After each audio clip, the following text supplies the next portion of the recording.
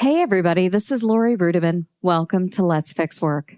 On today's show, my guest is Dan Giusti. Dan is the founder and CEO of an organization called Brigaid. Since 2016, Brigaid chefs have collaborated with partner K-12 school districts to support and elevate the quality of their child nutrition programs. They have also expanded their reach to encompass institutional food service operations of all kinds, and their mission is to change what is expected of food served in these public spaces. Dan is the former head chef at the best restaurant in the world, Noma in Copenhagen. He left that job to pursue a passion to cook for people who really need and deserve high-quality food. Dan is the essence of someone who has really fixed work by trying to align himself with his values and to go out into the market and make magic happen. So if you wonder what's up with school lunches and how do we make them better, and also who makes them better, whose responsibility is this? Well, sit tight and I'll be right back with Dan Giusti and more of Let's Fix Work. Work is broken, and so is the way you think about it. Host Laurie Rudiman is picking up the pieces so you can take control of your career, put yourself first, and be your own HR. With the Let's Fix Work podcast, here's Laurie. Hey, Dan. Welcome to Let's Fix Work. Thank you so much. Thanks for having me.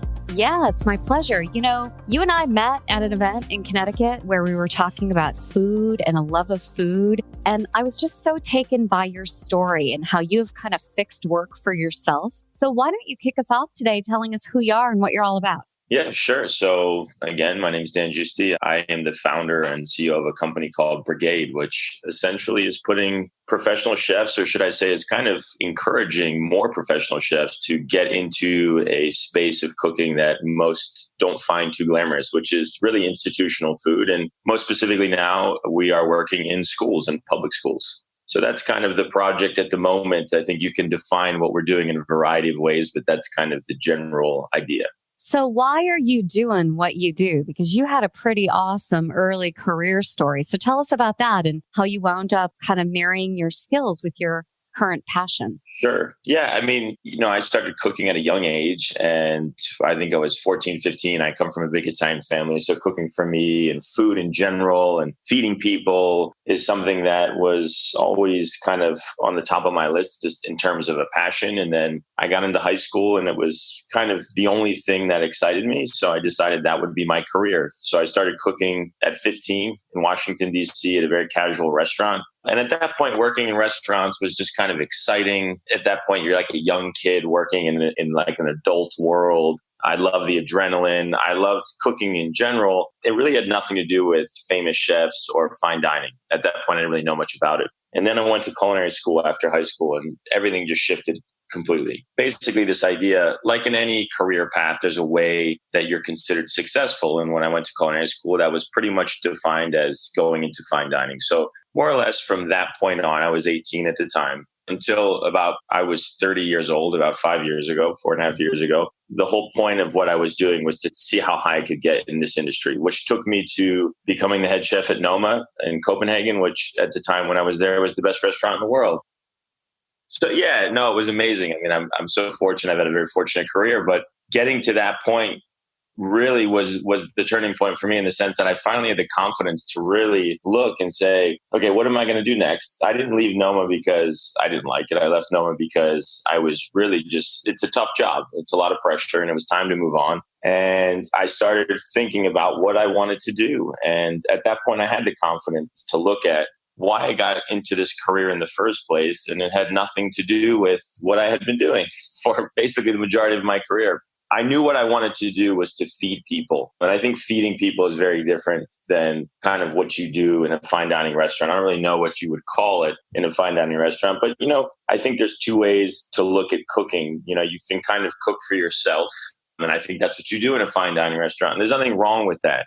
At a place like Noma, people are making reservations 3 months in advance. They're spending a lot of money so they can eat Rene Redzepi, who is the chef there, his food. That's the whole point. They want to eat his food. It's his vision. So when you're cooking your vision. When you're feeding people, you're genuinely cooking for other people. And I realized my whole career, as much as sure, it is the hospitality industry and you're there to take care of people and to cook for people, you're really not cooking for them. You're upholding a certain standard within your own vision. So I knew I wanted to cook for people. I wanted to feed people. I wanted to cook for people that needed it. Obviously, when you're working in fine dining, you're really not cooking for people that need anything. These are obviously people who are very wealthy. And I wanted to cook for a lot of people, and I wanted to cook for them often. And that was something that in a restaurant, you don't really have the opportunity to do. Quite frankly, if your restaurant, if you fail, a customer comes once and never come back. And even in a restaurant that's maybe affordable, people are coming maybe once a month or so. And I knew I wanted to cook for people often enough that I wanted to change kind of the way they live their lives. So this was like the starting point of how I got to where I am now. And I went through all these like iterations of ideas of how I could do this, primarily starting with like a fast food type idea where I'd start a very big chain that was very affordable, would compete with the McDonald's, but the food was more wholesome and so on. But I just thought that seemed kind of almost wasteful in the sense that, there's already a ton of food waste out there. So like producing all of this food seemed kind of a waste, creating all these new buildings and all this. It just didn't seem right. And I stumbled upon an article about school food kind of during this time that I was thinking about this. And I said, that's it. It's institutional food in general. The idea of going into a kitchen that's already there. It might not be very well organized or well equipped, but it's already there. There's people already working there. Those people are probably not trained. They probably haven't been really paid attention to as they should be. And they're making food every day already, but that food's just not very good. And they're typically catering to populations that have no choice as to what they're going to eat. So, obviously we talk about people mostly in need, but even if you come from a middle-class family and you're going to school every day and that's what you eat, and that can really have a great impact on your life. Universities, we talk about hospitals, senior care centers, and all of this. So that seemed right, like the way to do it. So we started, and for me, until now, still the most intriguing thing is schools cooking for young kids. I think just because in general, nobody really listens to them. They really have no choice in any matter. And also the idea of being in schools with younger kids and being role models for them in general. So that was the beginning idea. The model was very much up in the air. So when I left Noma, all I knew was I was going to start a for-profit business. That's also, I guess, important to mention. I thought that was the way in which I could scale what I wanted to do. That's my opinion. There's people who disagree with that in terms of people think that this type of work is more appropriate for a nonprofit business. I would disagree. I think it can go either way. Start a business that's for-profit, putting professional chefs into these spaces. That's really all I had when I left Noma. And for what it's worth, we'll go over what we've done, but 4 years later, we're still figuring out really the best way to do it. Well, Dan, I'm fascinated and I have a million different questions about how this all came together and about the core of it and the mission of it. But when I think of the opposite of Noma, I think about institutional food. I mean, it couldn't be like for me more night and day. Sure. So let's talk a little bit about the problem around institutional food and in particular school lunches, because no matter how much you make in this country, universally, school lunches are so bad. How are you making lunch better and how do you go about tackling this problem? I'd like to preface that by saying there are pockets of organizations and there are people out there that do this very well. And I think it's important to recognize them, but it is very few and far between, unfortunately. Quite often, these statements are made that school lunch is horrendous, and then the folks that do a good job, they get offended, and they're right. Oh, wait. So how do we know a school lunch is good, right? Because you're absolutely right. There's like aesthetics, there's memories of just being in school. That school is often terrible for many of us, right? So lunchtime is fraught with emotional and social challenges. But what's a good school lunch? That's a great question. And that's a whole conversation itself, in the sense that school lunch isn't for you. It's not for me. It's not for your listeners. It's for the kids in the school. So this is something that we've battled since the beginning, where when we first started the company, we were making lunches that we thought were exciting, that we could post on Instagram and people were like, wow, look what these guys are doing for $1.25 and so on. And then the kids wouldn't eat the food. So it's really this balance. You're striking a balance, and the answer to that is different wherever you are. I think for me, the answer is always you should be doing the absolute best that you can with what you have at any given moment. wherever you are for the kids. And you need to keep getting better. It can't just be like, oh, we've made an incremental improvement here, therefore we're done. No, next year you got to do the same thing, and next year the same thing. And quite honestly, that's a really hard place to be. And this is something that I never understood in my life. Being someone who's very ambitious, it's like you're at 0. If you want to get to 10, you just go to 10. You just do it. We're going to just do this. For us, it's like we got to like 3, and we'll probably be at like between 3 and 5 for like the next 5-6 years. And to be able to show up every day motivated to do a job that you know you're not going to get to where you want to be, and continuously show up motivated, it's really difficult. So that's what happens in this space. And I would say this is probably the biggest problem with school food, is because it's so challenging in terms of feeding kids, getting them food that they're all going to enjoy, working within a school bureaucracy, working within nutritional guidelines, working with a very low budget. It beats you down. And what happens is you end up with a group of leaders, some of which can persevere through this and do it and make it happen. But honestly, the majority end up, I think, just getting kind of worn down. And you get into this thing where it's just like, this is what it is. Yeah, I can see that. The cynicism can build. I also wonder, there are so many parallels with startups that I hear.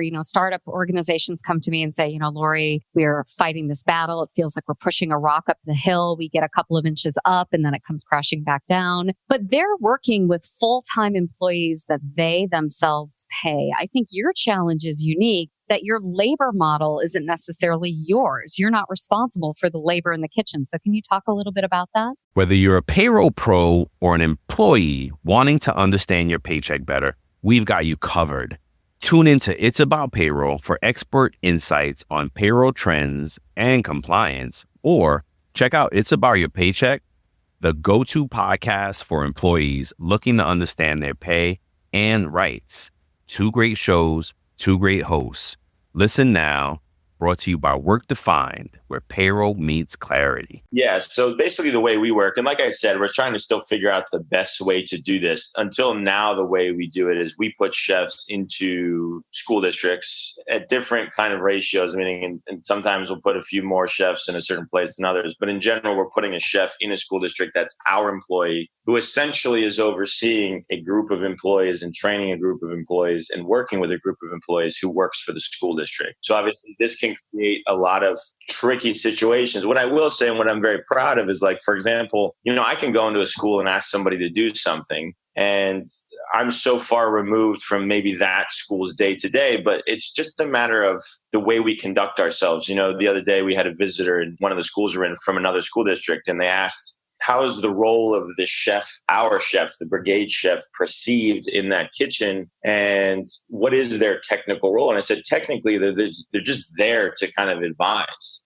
But they ask people to do things, and those people listen. And that has nothing to do with a contract. That's not any kind of legal stipulation. That is literally just respect. It's about carrying yourself the right way. And if you're there to do the right thing and you're there to set them up for success, they want to listen to you. And that's the only way to do it. You can't force this transition. And I think that's an important lesson. I wonder if you learned that working in some of the best kitchens around the world, because I think there's one style of leadership where it's command and control. They'll scream at you, right? They'll demand respect. And maybe you give it and maybe you don't. But then there's another way of managing, right? That's a little softer, a little bit more empathetic, that considers the whole individual. So what has your experience been in the kitchen, and what have you learned, and what are you taking into Brigade? Yeah, honestly, from the management perspective, before working, I had this interesting career. I kind of glossed over it, but I had worked in some very high volume restaurants. First job I ever had was in a high volume restaurant in a small restaurant group in Washington, D.C., but I kind of kept going back there even as I got older. And managing there was managing. That was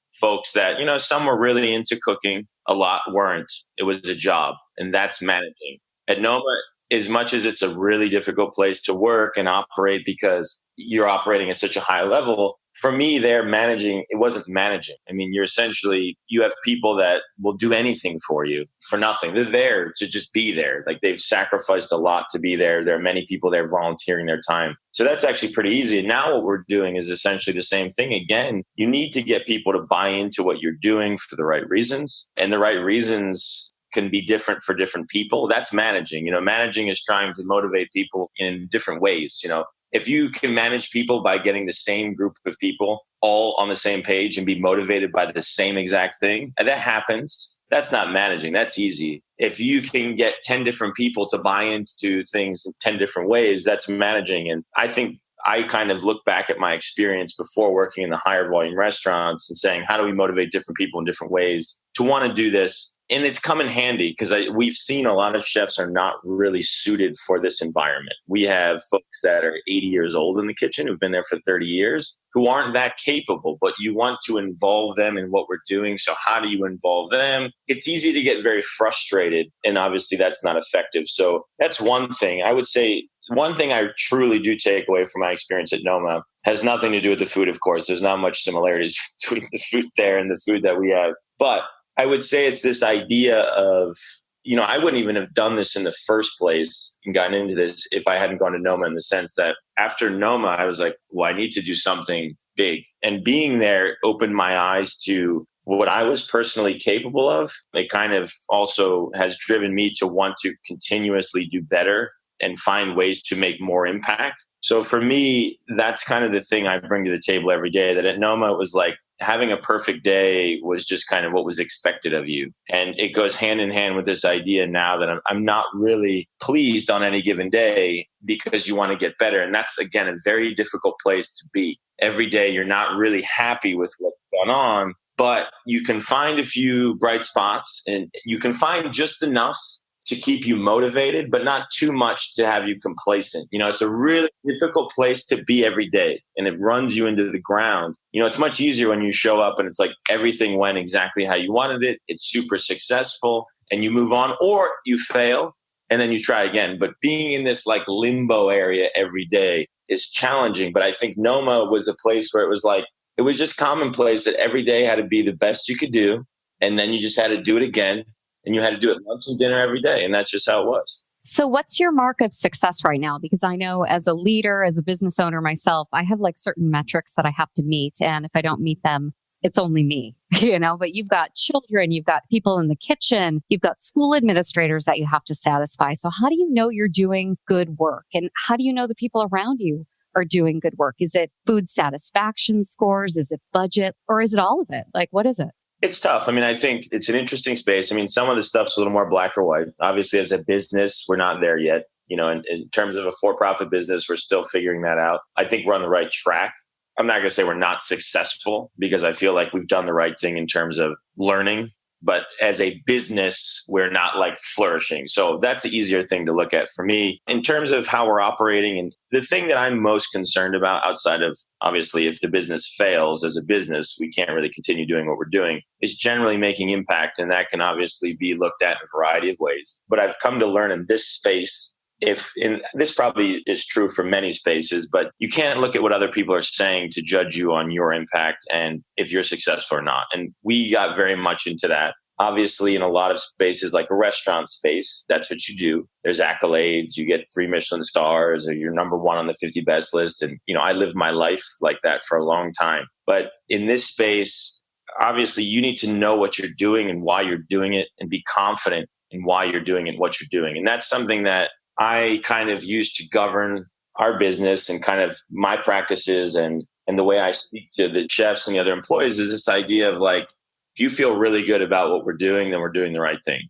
If we're people that are doing this for the right reasons and they feel really good about it, they're questioning it, but they're confident in what we're doing, then I feel good about it as well. As long as I know we're all on the same page in terms of what the mission is, and I feel as though everyone is trying their best to figure this out, I'm happy with that. If I feel as though we could have done better and like we weren't as critical about certain things as we should have been, or we let something slide, that's when I get a little kind of frustrated, because I feel like I know what we're capable of and we haven't met that. But generally, I feel like we are doing the right thing and we're learning and we're not making the same mistakes. But it's tough because it's a slow going process. Yeah, I hear you. You know, I think about my own childhood and my own relationship with food, right? I can't help but think about it talking to you. And I was raised for a while by my grandmother, and she took care of 8 grandkids at one point in this tiny little house. And when she cooked, it was almost like factory style conveyor belt. And she would hand us foods and we would maybe have a spork,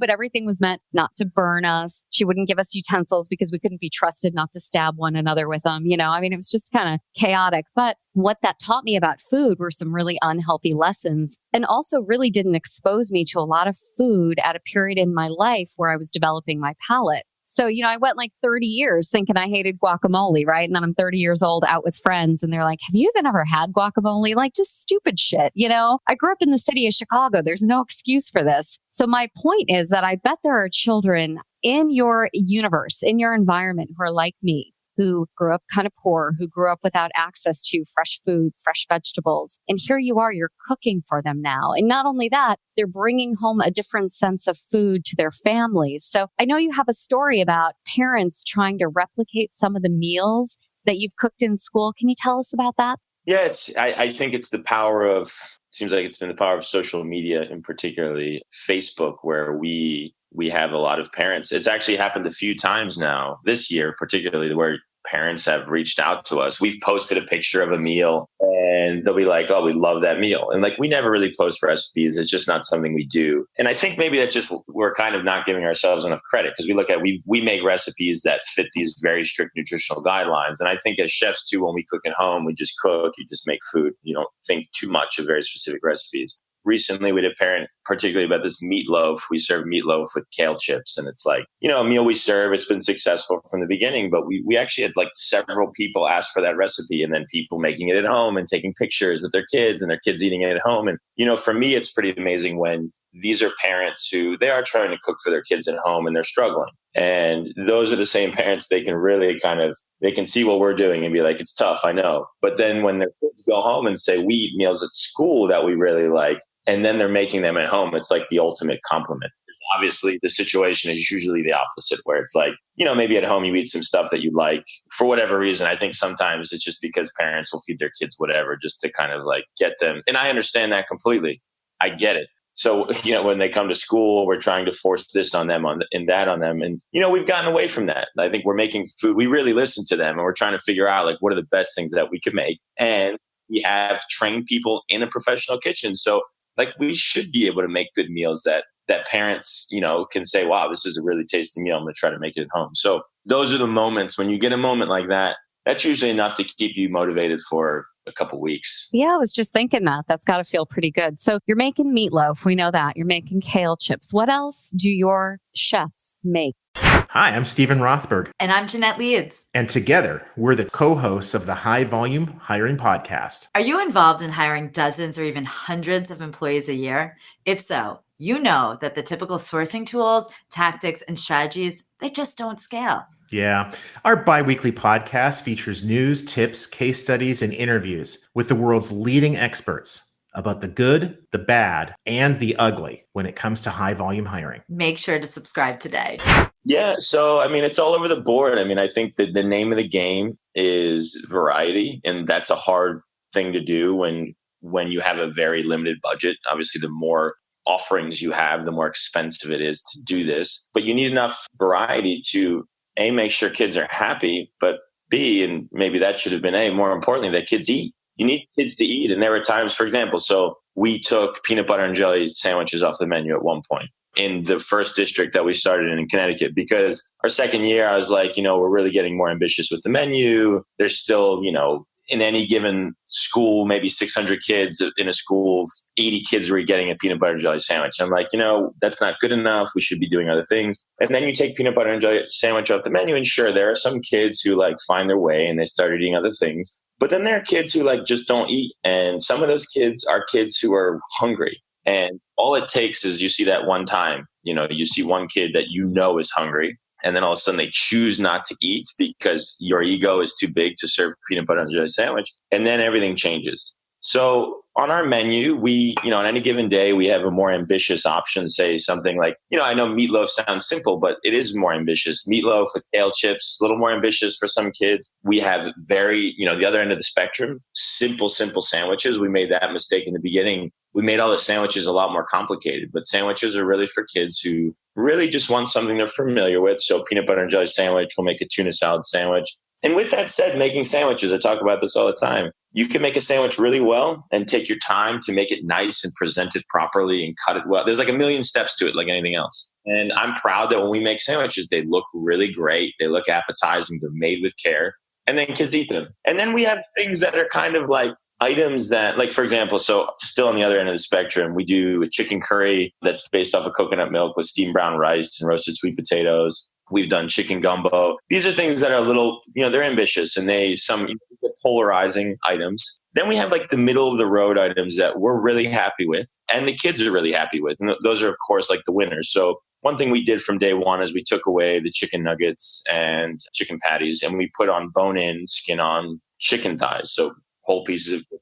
So that was like since day one. So one meal we do that's been literally successful since the beginning, barbecue chicken. So we make barbecue sauce. We have the piece of chicken. We glaze it. It gets caramelized, super nice. We make cornbread. So we serve it with warm cornbread. Oh, and now you're speaking my language. Yeah. Yeah, it's like super simple meal. So we have a variety of chicken preparations that have worked out well. Pasta is very successful. Same thing, making your own pasta sauces. So whether it's bolognese or if it's like Alfredo sauce, these are super successful. I think that's the meal that like every kid will eat. So a warm dish of pasta with a warm roll and some kind of vegetable. Broccoli in particular is like, we can't have enough broccoli. It's amazing how much broccoli we serve. I'm really surprised to hear that because I don't think of kids as liking something that cruciferous or that crunchy. Yeah, right? Well, it's funny. It's like, the variety of vegetables we serve is not a lot. People are like, oh, you should have more variety. But it's like when we serve broccoli, kids crush it. We do a nice job with it. It gets blanched, it's cooked properly. So it still has a little texture. We make garlic oil. It gets dressed with garlic oil. So it's like something, it's actually tasty broccoli. One of the other things that we do that is not, because I think I look at the menu too as kind of more components versus like full meals. One thing that was key from the day one that I just noticed going into a school was everybody talks about food waste in schools. And you have trash cans that literally are full of primarily whole piece of fruit and milk. So what happens is in the National School Lunch Program, you have to offer 5 components. You have to offer a protein, a whole grain, a fruit, a vegetable, and a milk. Kids have to take 3 things, and one of them has to be a fruit or a vegetable. So in many cases, the vegetable offering is nothing that a kid wants. So what happens is when they're getting through the line, there's like a scrappy metal tray filled with like the worst apples you've ever seen. They're small. They still have the sticker on them. They haven't been washed. They're full with blemishes. Even though you're in apple country, in apple season, that's the apple. Kid has to take it for it to be a reimbursable meal, goes through the line, throws it away immediately. Even if it was a good apple, they don't have enough time to eat apples. The little kids with a couple teeth. So one of the first things we did from day one was diversify what fruit we were offering, but also cut it, prepare it. So all the fruit's cut. We offer whole fruit when we think it's good and kids will eat it. Like kids like bananas, they'll eat whole bananas, cantaloupe, honeydew, pineapple. When we cut that stuff, kids eat ridiculous amounts of fruit. So that's something from day one we started to offer on the menus. Salads, we offer composed salads. So a lot of places have salad bars. In some of the districts we're in, they have salad bars and some they don't. But even in the ones with salad bars, we offer like a composed salad, like, roasted chicken Caesar salad. And we'll sell, 100 of them in high school. So it's, these are all things that, like, again, it's all very basic stuff, but we're finding our way finally in things that we're happy with serving and that kids will eat. And that's, I think, where a lot of folks miss it. Everybody's looking to make food that sounds exciting to you or I. And I'm not saying that the food we're serving doesn't seem exciting to me, but it is. It's very simple stuff. But everybody's concerned, I think, about the wrong things. Instead of making food that is really good for the kids, it's exciting for the kids, it's what they want. That's who's most important and no one else. Well, I love that you've got a clear benchmark and you know who you're working for and you've got a good team of people around you. And it sounds like you've got some complexities with the way that you kind of interact with local school districts and administration, but you're kind of working that out. As you grow Brigade beyond 2020, and we wish you great success with that because it's an awesome idea. How are you planning to grow this? I mean, beyond school expansion, like how do you know you're going to be successful? Yeah, I mean, I think the best thing we've done since day one is just learned a lot. And we haven't scaled anything. We're in a few districts. I'm happy the work we've done, but it is time now to I think everyone on our team is pretty anxious to deploy what we've learned. So again, we are looking at a variety of ways to do this. We do get a lot of support and kind of inbound attention in terms of school districts that are very interested in working with us. So there's no shortage of that. For me, it's always it's a funny thing when you have a business, and it's one thing about getting business, and that's great. We have a lot of people coming to us and saying, okay, we want your services, but that's not good enough when you're trying to make impact. So we're always looking at our models and saying, there's a lot you have to put into perspective. There's a lot of pressure on leadership and school administration. So they bring us in, we get a lot of press. It's exciting. People are like, we're doing the right thing, but are we actually providing something, a service and a system that will be sustainable over time? I don't want to look back in 10 years and say, well, we had a successful business. We got a lot of good press. People think it's cool. But let's look at all the schools that we went into and where are they at now? I think we're seeing mixed success in terms of that when we're there present. Because, the whole idea is that we're not always there. That's very expensive perpetually. Not because, as a business, it'd be great. We just be there all the time and they'd pay us all the time. And I think districts would be okay with that. But it's just, the thing is, the more money they spend on us, the less money they have to do what we want them to do, which is provide better meals. It all comes from the same place. So it's striking this balance. So moving forward, I think we're kind of understanding the model and tweaking the model and the way it works. Our core values are the same. I think we finally feel confident in the food we're providing. I think we understand more than ever how to find the right chefs to do this work. I think we know more than ever how to train folks in schools. And we've really systematized a lot of these things that we previously didn't have. So I think we're finally ready to kind of apply this in a bigger way, even beyond schools. We just started a partnership with a senior center in New York City for homebound seniors who have no access to food. So a lot of similar challenges, nutritional guidelines, low kitchen infrastructure, untrained staff, all the same stuff. So we're starting to see how what we've learned is really applicable. And we're also seeing that it really is a quality and valuable product. So now we are very busy. This is kind of the time, January, February, March, in terms of, it's funny because all of our business in schools particularly has to be focused on usually the start of a school year. But this is when budget decisions are being made. So we're very much aggressively seeking out our next partnerships for September, which is exciting. And we plan to go much bigger this upcoming school year than we have previously. So we look forward to seeing how, it's a little scary because our kind of growth has been tremendously slow, but I think we're ready to go faster now. Well, it's been intentionally slow, and I've enjoyed watching it and learning about it. It's been really fascinating. If people want to learn more about Brigade, get involved, have questions, want to reach out, how do they find you? Yeah, so we have a website. It's chefsbrigade.com. I have an Instagram account. It's just my name, Dan Giusti. And then we have Brigade, the Instagram account, just Brigade. And honestly, Instagram is probably the most up-to-date thing of what's happening, meals we're serving. And I think those are usually the most inspirational things to see because it's usually a day-to-day, whether it's my personal opinion or the company's as to what's going on. Spoken like a true entrepreneur, by the way. We don't know what's going on, right? But look at Instagram. Instagram, honestly, it's just very up-to-date, I might go into a school and post something immediately. It's this is happening right now. And to me, that's kind of cool. So I love that. I love it. Well, Dan, it's been a real pleasure to see you. And thanks again for being a guest on Let's Fix Work. Thank you so much. Hey, everybody. I hope you enjoyed my conversation with Dan Giusti. If you're looking for more information on how to follow him or where to get involved, you can head on over to laurierudiman.com/Let's Fix Work -95.